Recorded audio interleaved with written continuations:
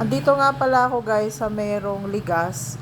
Dito lang to guys sa may NLEX. Kung taga Plaridel kayo, paglampas nyo ng NLEX yung tulay, yung unang kanto guys, dito yan sa may ligas. Alam niyan, marami nakakaalam. Saka yung mga taga Santa Rita.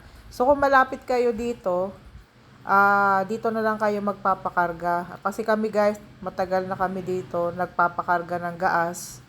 Kasi dito, dahil dito mismo nagpupunta rin yung mga nagninegosyo ng mga gasol.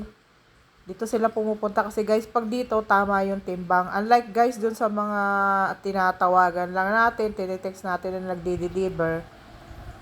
Kahit conveniente guys, hindi rin natin masabi na tama yung timbang. Hindi ko naman guys pero kasi madalas ko masubukan, madaling maubos pagka doon ako bumibili sa mga nagdi-deliver.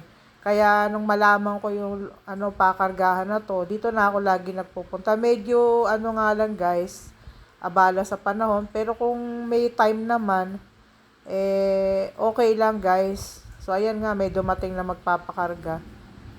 So dito lang to guys, madali lang tong puntahan. At dito na nga kami nagpapakarga, matagal na. So, dito na lang kayo sa mga practical na nanay para matagal maubos yung ating gas. So, sige guys.